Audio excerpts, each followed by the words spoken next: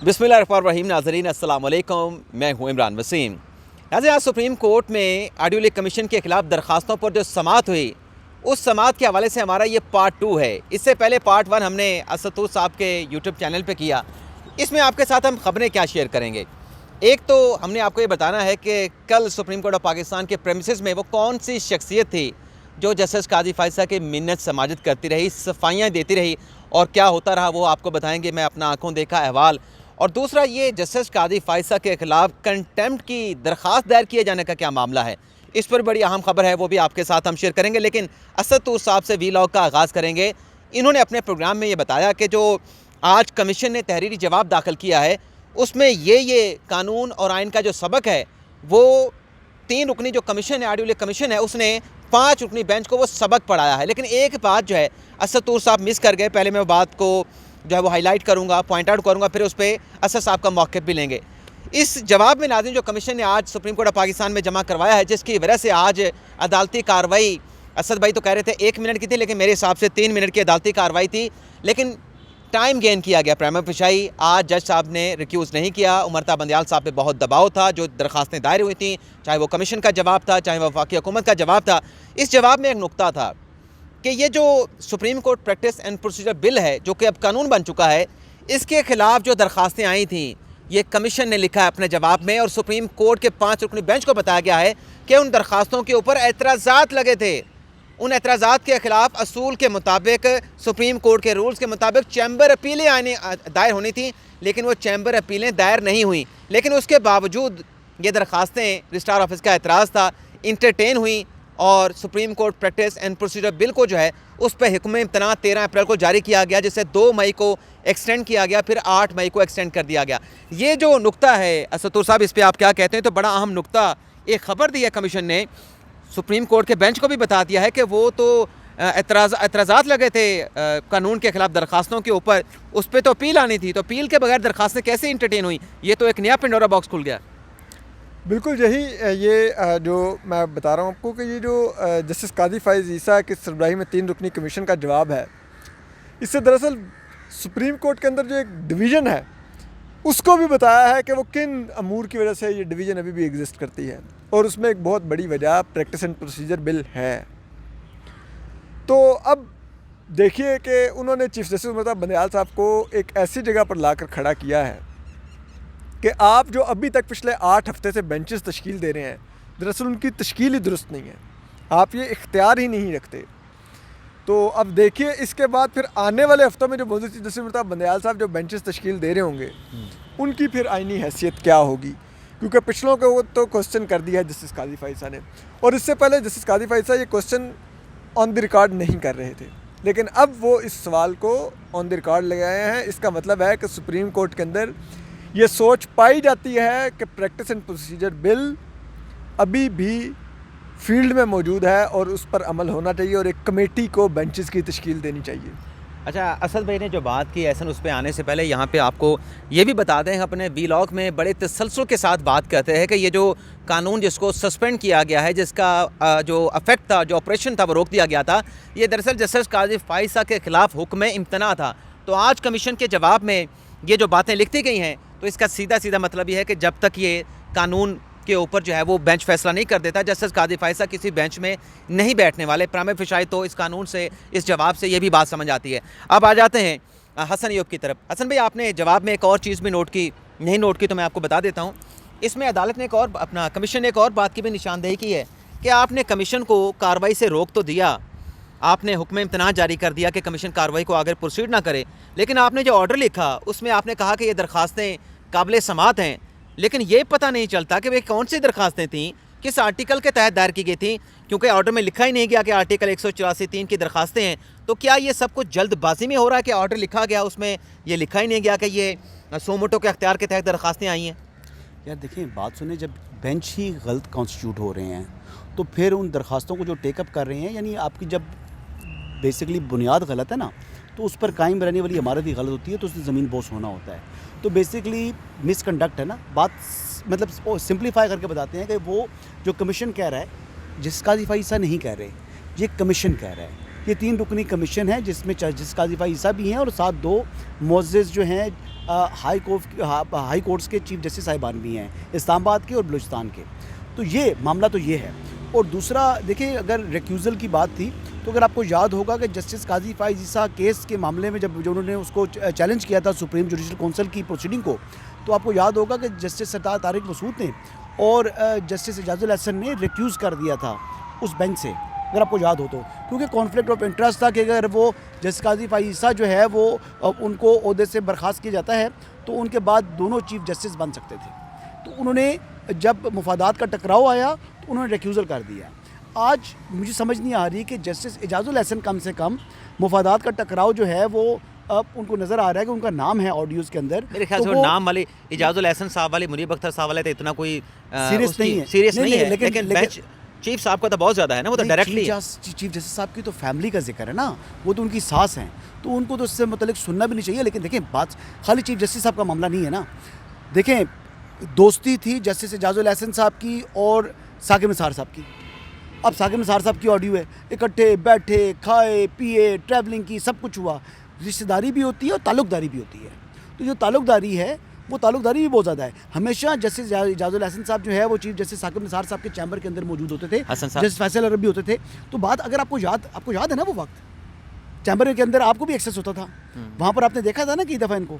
तो जब एक आदमी के साथ आप बैठ रहे हैं, किसी को जान पहचान भी हो ना कि जी मैं आपके जो है वहाँ से जो है हमने ये किया, याद है एक दफ़ा चीफ जस्टिस उमरता बंदयाल को उसने बताया जी कि आपके जो कोई खाद वगैरह जाती थी तो आपकी जो ज़मीन पर के लिए जो खाद जा रही है, फर्टिलाइज़र जा रही है, आई बिलीव यही केस था कि जी आपके हमारे शॉप से जाती है। तो उन्होंने कहा अच्छा वो आपने बता दिया, जी मैं केस नहीं सुनता। हाँ जी, बिल्कुल, यू रिमेंबर दैट। तो जब उस मामले में सिर्फ जान पहचान पर या वहाँ से खाद जाती है या कोई जो है वो स्प्रे जाते हैं तो आपने केस सुनने से मदद कर ली। तो यहाँ वो जो चीफ जस्टिस साकिब निसार साहब थे, साबिक चीफ जस्टिस, उनका मामले के ऊपर जो है उनकी ऑडियो लीक्स हैं, उनके बेटे की ऑडियो लीक्स हैं, उसके ऊपर जो है वो आप बैठे जा रहे हैं। आपकी सास की ऑडियो लीक है, आप बैठे जा रहे हैं। अब मुफादात का टकराव नहीं है, एक चीज़। दूसरी, अगर आप सेकंड राउंड में कहेंगे तो मैंने आपको जो कमेंट किया था कि जिन लोगों ने रिपोर्टेडली पाकिस्तान तहरीक-ए-इंसाफ को पार्टी टिकट के एवज़ पैसे दिए हैं और वो अब जो है टिकट्स जो है वो वापस कर दिए हैं उन्होंने, और वो कह रहे हैं कि इलेक्शन तो हो नहीं रहे, तो उन्होंने पार्टी फ़ंड वापस मांग रहे हैं। तो ये पार्टी फ़ंड वाले तो नहीं है, लेकिन जिन्होंने पैसे दिए हैं, मैं आपको जिन्होंने पार्टी फ़ंड के लिए पैसे दिए हैं, मैं उन बंदों के नाम अभी आपसे शेयर करूँगा, उनकी कॉन्स्टिट्यूंसी बताऊँगा। अच्छा, चलें इसके बाद अच्छा ये बताएं, पहले वो ख़बर शेयर कर लेते हैं, मेरे ख्याल में नाजरीन का ज़्यादा जो है ना वो इंतज़ार कराना भी मुनासिब नहीं। नाज़रीन, ये जो ऑडियो लीक कमीशन के ख़िलाफ़ दरख्वास्तें आई हैं, इसमें 4 एप्लीकेंट हैं। एक आबिद ज़ुबैरी साहब हैं, सुप्रीम कोर्ट बार के सदर हैं, उनके वकील हैं शोएब शाहीन साहब। दूसरे सुप्रीम कोर्ट बार के सेक्रेटरी हैं मुक़्तदर शबीर अख्तर साहब, और तीसरे इमरान खान साहब हैं, उनके वकील डॉक्टर बाबर अवान साहब हैं, और तीसरे एक एप्लीकेंट हैं रियाज़ हनीफ राही साहब। वैसे रियाज़ हनीफ राही साहब का जिक्र आया है तो उनका एक और चीज़ भी आपको बता दें कि जो जस्टिस काजी फ़ाइज़ा के खिलाफ कंटेम्प्ट की दरख्वास्त दायर करने की बात है, ये सिर्फ जस्टिस काजी फ़ाइज़ा के खिलाफ नहीं बल्कि पूरे कमीशन के खिलाफ ये रियाज़ हनीफ राही साहब दायर करना चाहते हैं। और ये नाज़रीन वही कैरेक्टर हैं जो माजी में army chief general Qamar Javed Bajwa के एक्सटेंशन के खिलाफ सुप्रीम कोर्ट में आए थे, और जब ये मुकदमा टेकअप हुआ था तो फिर ये गायब हो गए थे मंजर आम से, फिर लोग इनका ढूंढते फिर रहे थे और ये छुपते फिर रहे थे। तो ये अब इन्होंने कमीशन के खिलाफ दरख्वास्त दायर की कि कमीशन को कार्रवाई से रोका जाए। तो अब इन्होंने नया मौक़िफ़ ये लिया है कि चूँकि 26 मई को कमीशन को सुप्रीम कोर्ट के इसी बेंच ने, जो कि आज उठ के चला गया, इसने कमीशन को कार्रवाई से रोक दिया था, तो उस ऑर्डर के बावजूद कमीशन 27 मई को बैठा और उसने समाअत की और उसमें मीडिया को जो है वो बकौल उनके रियाज़ हनीफ राही के मवाद दिया मीडिया को ख़बरों के हवाले से, और जो ऑर्डर था कि कमीशन कार्रवाई नहीं करेगा तो उस ऑर्डर की वायलेशन की गई है। तो उन्होंने कहा कि मैं कमीशन के खिलाफ तौहीन अदालत की दरख्वास्त दायर करूँगा। एक तो असद साहब आप इस पर जवाब देंगे कि क्या कमीशन के खिलाफ ये तौहीन अदालत की दरख्वास्त बन सकती है, जस्टिस काजी फ़ाइज़ा के खिलाफ, 2 चीफ जस्टिस साहबान के खिलाफ बलोचिस्तान और हाई कोर्ट के चीफ जस्टिस के खिलाफ? देखें, बन तो नहीं सकती, लेकिन रियाज़ हनीफ राही साहब का रिकॉर्ड यही है कि वो एक उनके बारे में क्लियर तासुर है कि वो कभी भी खुद कोई पिटिशन नहीं करते, उनसे हमेशा करवाई जाती है। उनसे पिटिशन करवाई गई थी जस्टिस काजी फ़ाइज़ा को हटाने के लिए भी एक दौर में। ये अभी मैं सोच रहा था कि माजी में इसने ये भी किया था। जी ठीक है कि जी ये इनकी तो तैनाती कंसल्टेशन से नहीं हुई। फिर जब army chief general Qamar Javed Bajwa को एक्सटेंशन मिली तो तब भी उनसे एक पिटिशन करवाई गई, जिसको वो छोड़ के भाग गए, और वो बाज़ ज़राए ये इल्ज़ाम लगाते हैं कि वो पिटिशन भी वट्टा बाहरों नहीं आया, किसी विचों कीता सी, मतलब फौज के अंदर से किसी ने पटिशन करवाई तो थी। वट्टे वाली बात तो किसी और ने भी की थी ना कि काजी फैसल के खिलाफ रेफरेंस ही वट्टा अंदरों आया सी। जी बिल्कुल। तो अब अंसार अब्बासी साहब का आर्टिकल था। बिल्कुल बिल्कुल अंसार अब्बास साहब की, हमारे सीनियर सहाफ़ी हैं, उनकी स्टोरी थी ये। तो अब अगर रियाज हनीफ राही साहब कंटेम्प्ट लेके आ रहे हैं तो हो सकता है कि ये भी किसी की अंदर से ही ख्वाहिश हो के ज़रा हमारे पर बहुत बाउंसर मारे जा रहे हैं काजी फाइसा की तरफ से, एक गूगली आप भी करवाएं, हम ज़रा उसको खेलने की कोशिश करेंगे, ज़रा काजी फाइसा को हो सकता है बैक फुट पर डाल लें।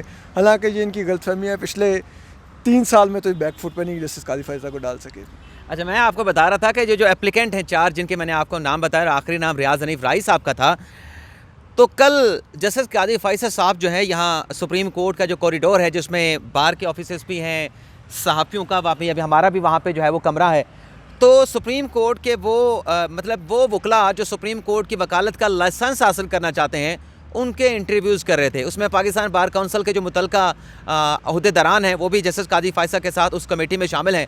तो वो इंटरव्यूज़ जब हो रहे थे तो बीच में एक वक्फ़ा लिया गया, गालिबन कोई 1-1:30 बजे।